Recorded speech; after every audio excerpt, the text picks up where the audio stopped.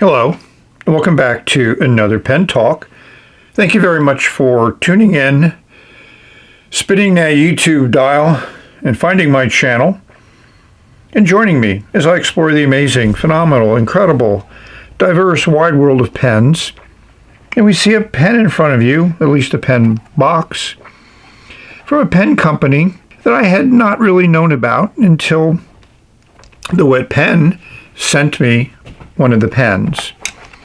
The lid just pops up, and I think this is always great to be greeted by a thank you right away in the beginning.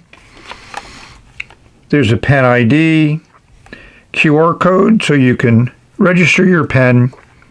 Another great idea. Here's a card, nice logo design, heart and nib. If we flip it over, we'll see Vinamra, who we might talk with later. There's his contact information.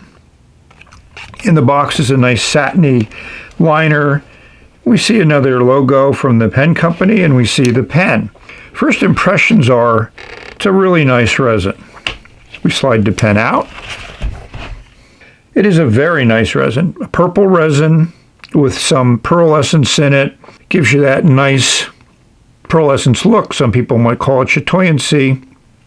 We'll notice at the bottom of the barrel is engraved the name of the pen company. That's really nice. Nothing engraved around the end of the cap, which has no cap band. I like the look. I think it works well. Feels good in the hand. So let's take the cap off. 1, 2, a little bit less than 2.5 turns, and we'll see a nice engraved nib. It's a medium.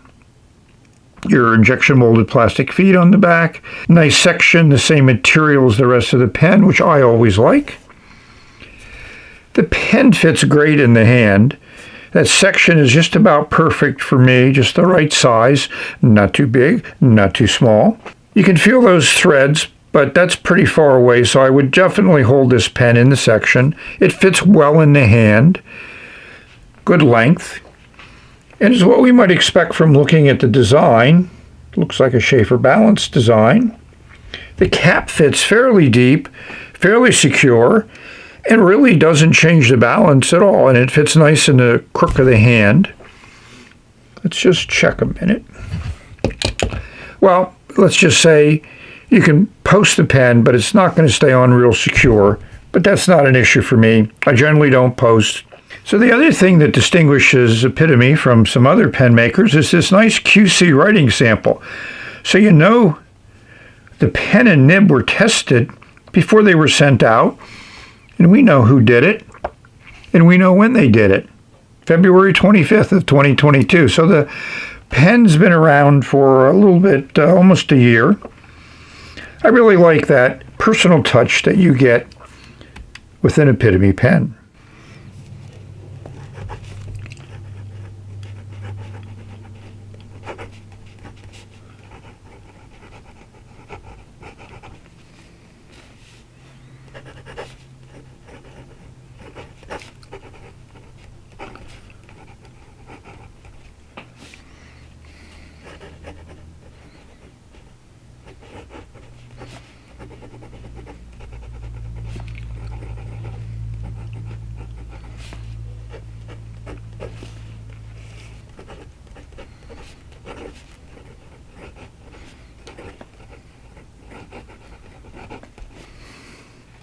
So here's the writing sample. I think you heard the nib's smooth.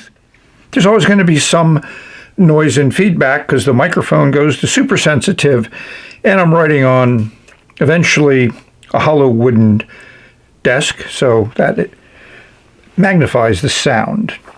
This is just a medium steel number 6 size nib.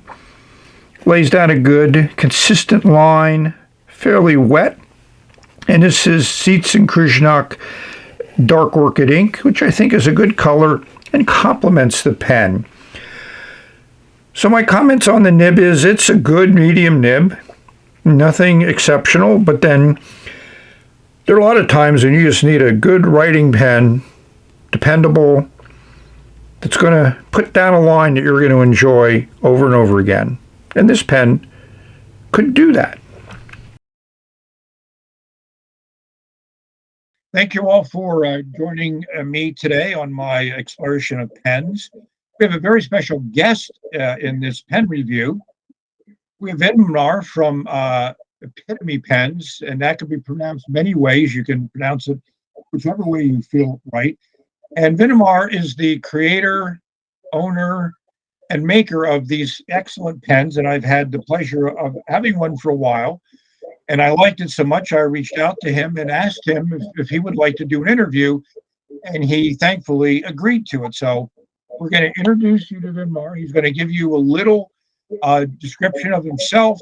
We'll talk about how he came about to create Epitome from a pen manufacturing company, and we'll share a little bit about what his future might be. So Vinamra and Vinny, we can call you. Over to you. Thanks a lot, Chris. It's a pleasure to be here on your video and to be finally interviewing with you and getting to know more about how you've been into fountain pens since a long time, and I've been watching your videos since a bit. So just to start out, to give you a little bit about myself to everybody out there, my name is Vinamra. I am a college student from Mumbai, India, who is studying in the United States right now. And I run the Epitome Pen Company, or like you pronounce it in the States, Epitome Pen Company.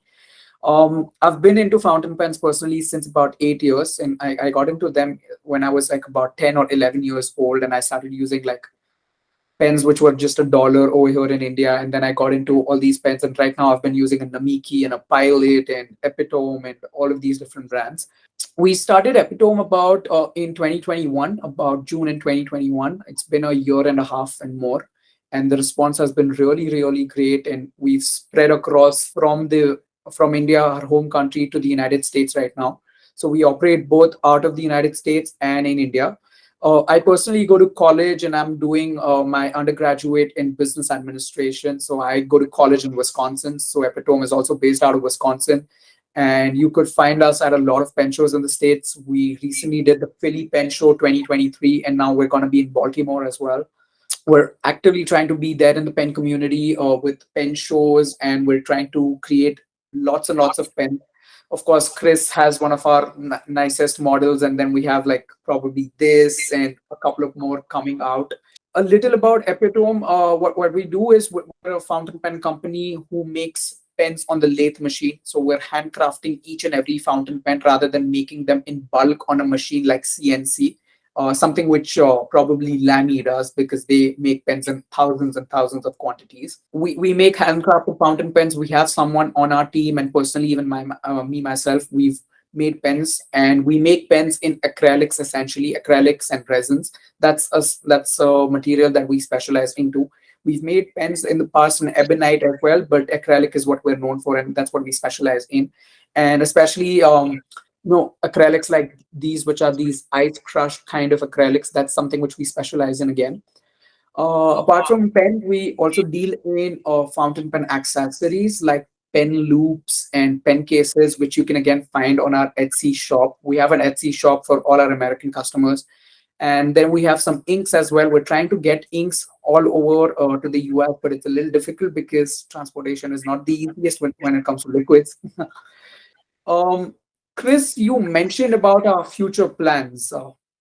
That's something interesting and always daunting to think about. But at present, it's always been just to be a niche company and a small fountain pen making company all the time, and make pens that really make people enjoy the fountain pen writing experience and create new and new designs every single time. So we've been creating a lot of new designs. We're going to be launching a new design in a week and a half at another pen show in India.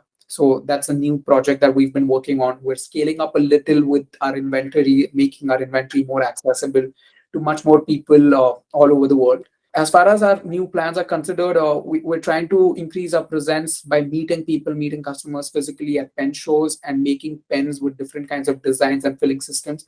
So we are getting into a piston filler as well, or a custom piston designed filler. That's pretty much it. And hopefully we're also going to be getting into American resins, probably use pen blanks by different pen makers, something like Jonathan Brook blanks or Carolina Pen Company blanks. So that's pretty much it. We're taking it step by step. I always enjoy meeting someone like Vinny who has been involved in the pen business, making it his business, and that's great. We talked for an hour and a half about a whole bunch of different topics and subjects around pens and making pens and nibs and feeds and everything else. So that was fun for me. So now we're going to return to the review of the Wave pen. Thanks for watching. So you may ask, how big is the Epitome Wave? And I'll say it's a good size pen. Here we have a Pelikan M800, which is actually the shortest pen in this group. And then we jump into some Indian pens, Kenwright Heritage. And here's the Epitome Wave. And here's what's considered a fairly oversized pen, the Ranga 8B.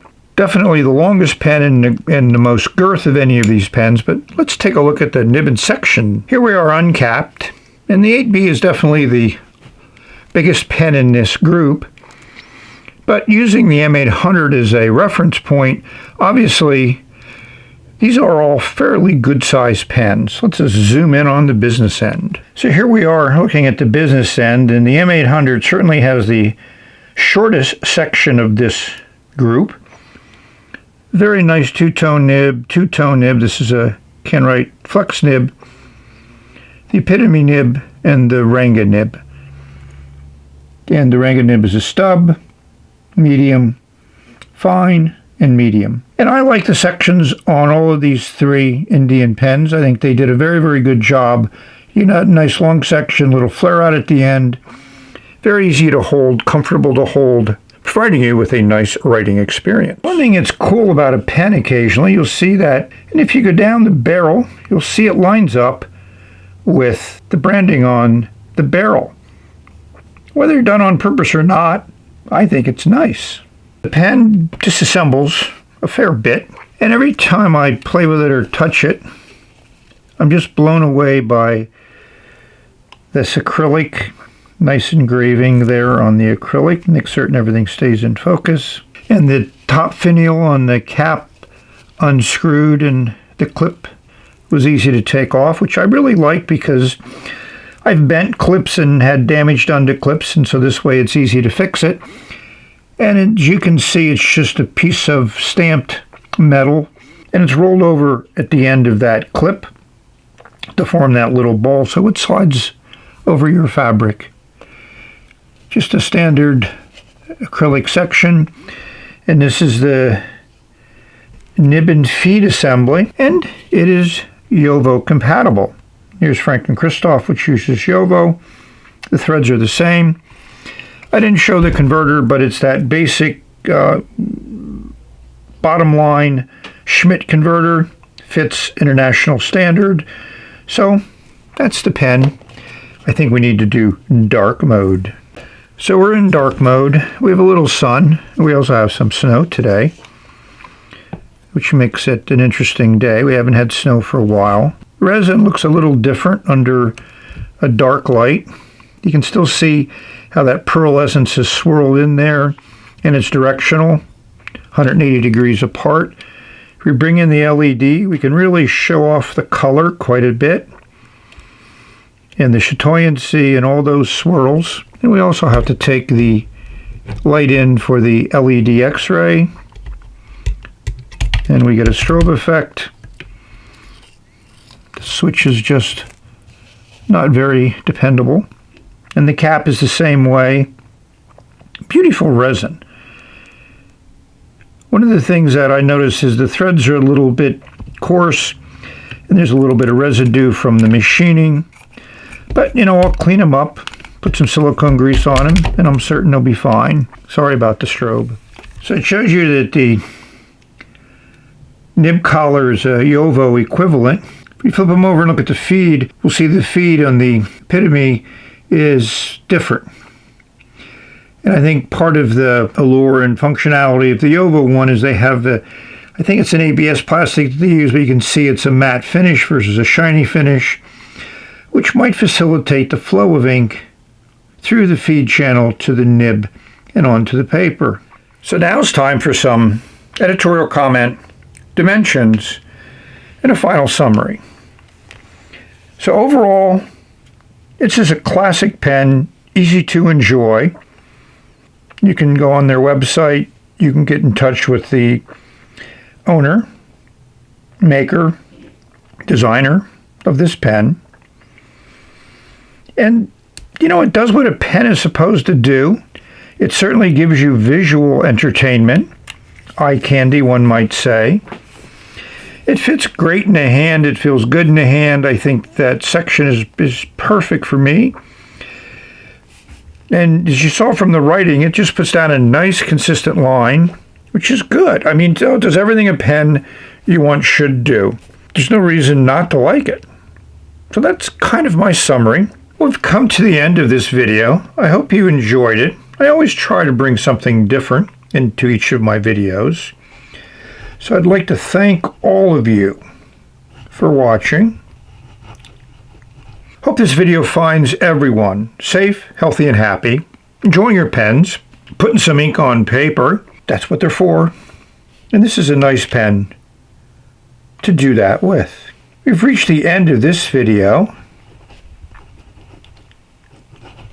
And we will say bye until the next one. Like that nice line, and I like that purple ink.